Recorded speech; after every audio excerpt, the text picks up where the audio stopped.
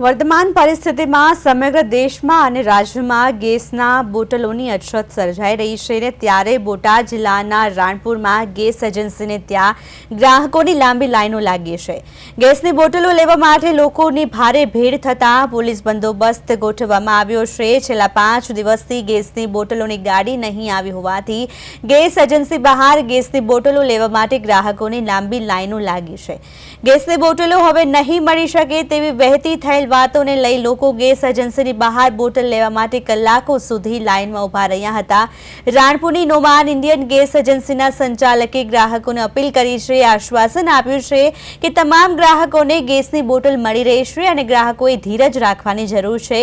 રાણપુરની નોમાન Indian gas agency પાસે રાણપુર શહેર અને તાલુકામાં કુલ 11,500 કનેક્શન છે, જેમાંથી હાલ ફક્ત 550 ગ્રાહકો ગેસની બોટલ લેવા માટે બુક કરેલા છે અને કેમ ગેસની બોટલોની ગાડીઓ આવે તે રીતે સતત ગેસની બોટલોનું વિતરણ ચાલુ જ રાખવામાં આવશે તેવું પણ રાણપુરની નોમાન ઇન્ડિયન ગેસ એજન્સીના સંચાલકે જણાવ્યું હતું।